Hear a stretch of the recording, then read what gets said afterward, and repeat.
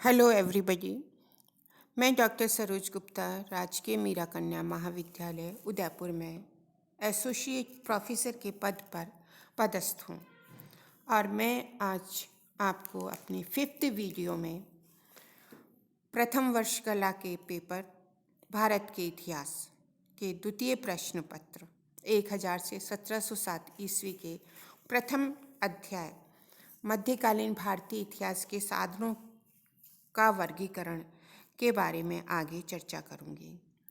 पिछले 4 वीडियोज़ में मैंने सल्तनत काल के प्रमुख इतिहासकारों का विवरण दिया है। उसके बाद बाबर, हुमायूं और जहांगीर के द्वारा लिखित पुस्तक के बारे में भी बताया है और उनके काल के कुछ इतिहासकारों द्वारा लिखित पुस्तकों का हमने विवरण दिया था। आज हम करेंगे शाहजहाँ के काल में रचित पुस्तक पादशाहनामा। पादशाहनामा शाहजहाँ के काल का इतिहास है और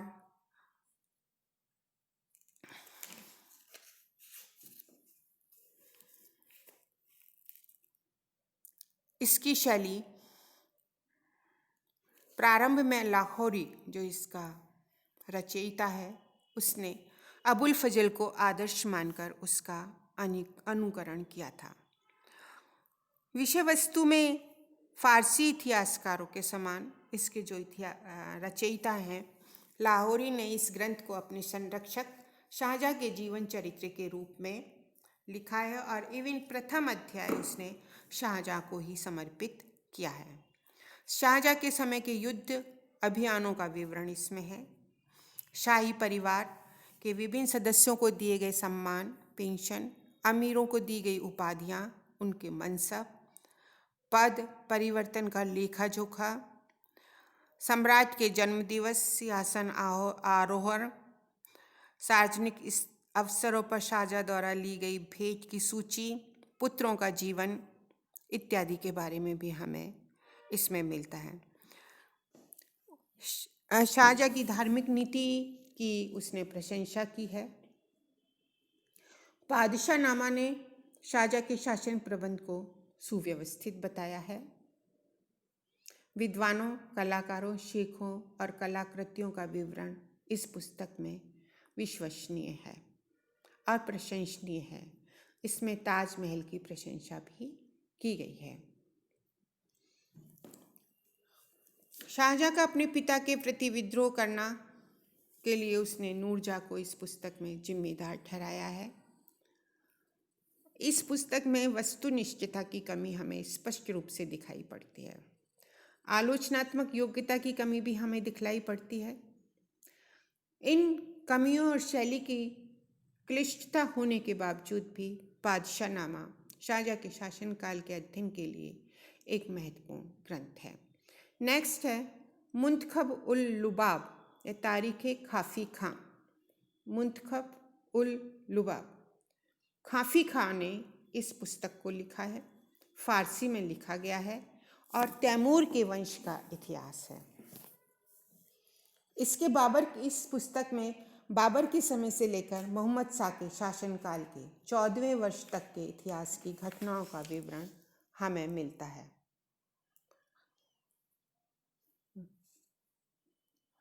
नेक्स्ट है travels in the Mughal empire. अनेक यूरोपियन यात्री, जैसा कि हम जानते हैं, भारत में भ्रमण के लिए आए, तो ऐसे ही 2 फ्रांसीसी यात्री थे, बर्नियर और ट्रेवेनियर। तो उनके द्वारा लिखे गए वृत्तांत काफ़ी प्रसिद्ध हैं। उनके ग्रंथ travels in the Mughal empire 1656 से 1669 तक का फ्रांसीसी से अंग्रेजी में सर्वप्रथम अनुवाद हेनरी ओल्डनबर्ग ने लंदन में किया। इसके बाद एडविन ब्रॉक ने इसका अनुवाद किया था और इसके काफ़ी संस्करण प्रकाशित हो चुके हैं।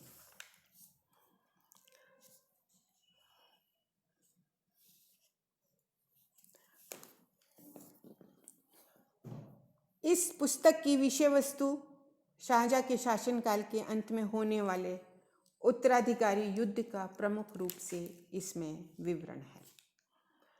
इसमें मुगल प्रभुत्व और उसकी शासन व्यवस्था, औरंगजेब के शासनकाल के प्रथम 5 वर्ष की घटनाओं का विवरण, भारत की भौगोलिक विशेषताएं, सोने और चांदी की बहुतायता, प्राकृतिक साधन, सैनिक शक्ति, न्याय व्यवस्था, दरबारी जीवन, मुगलों और भारतीयों की सभ्यता, दिल्ली आगरा का विवरण, भारतीयों के अंधविश्वास, रीति रिवाज, हिंदुओं के सिद्धांत, औरंगजेब का कश्मीर अभियान, मुगल सेना की यात्रा के तरीके, शिविरों की व्यवस्था, पशुओं का आखेट, कश्मीर की प्राकृतिक दृश्य, लाहौर, दीवाने खास, दीवाने आम में होने वाले समारोह जो कि मुगल दरबार के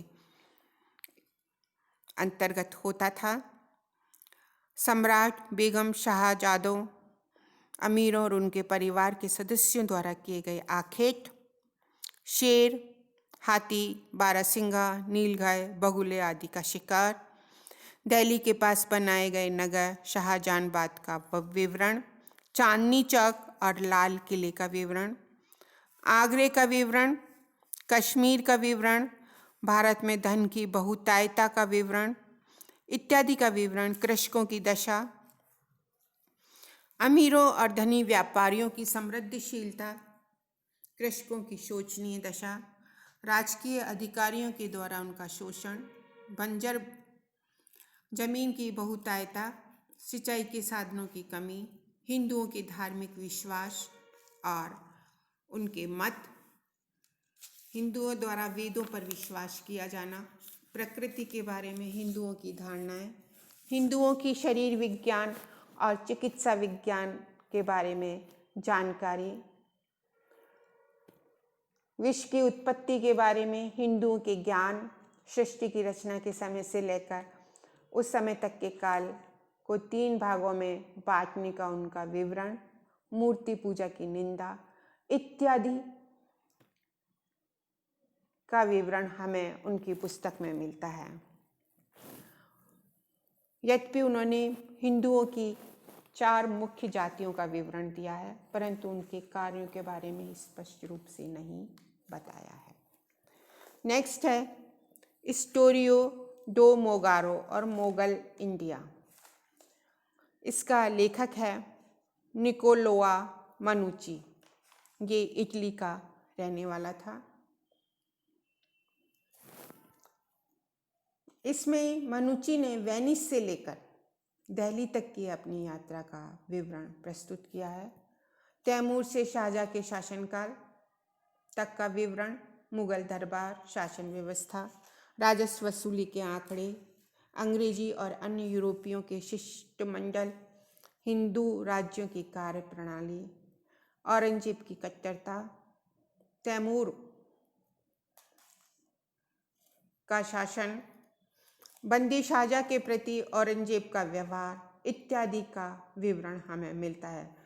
इवन उसने दास दासियों, संगीतज्ञों, वस्त्रों, आभूषणों, मनोरंजनों, उत्सवों आदि का विवरण भी प्रस्तुत किया है। नेक्स्ट पुस्तक है तज़किरा उस सलातीन चकता।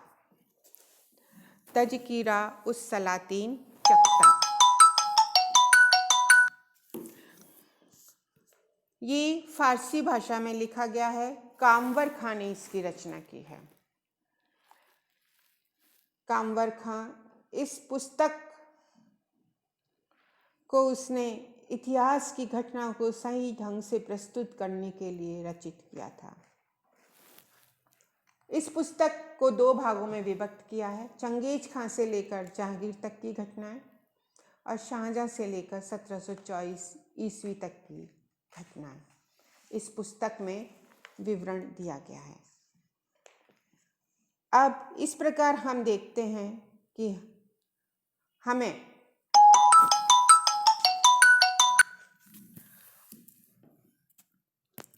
मुगल काल के ऐतिहासिक स्रोत हालांकि काफ़ी कुछ इतिहास के बारे में जानकारी देते हैं, परंतु सल्तनत काल की तुलना में इस काल के इतिहासकारों के दृष्टिकोण में एक अंतर दिखलाई पड़ता है। जहाँ सल्तनत काल में अधिकतर इतिहासकार घटनाओं को ईश्वर प्रदत्त मानते हैं, वहीं मुगल काल में इतिहासकार ईश्वरीय इच्छा की मानवीय प्रक्रिया पर अधिक बल देते हैं। सल्तनत काल में हमें आत्मकथाएं नहीं मिलती हैं, परंतु मुगल काल में हमें आत्मकथाएं मिलती हैं। सल्तनत काल में विषय निश्चितता नहीं है, परंतु मुगल काल में है। सल्तनत काल में अमीर और शासकों के वर्ग के बारे में बतलाया है, किंतु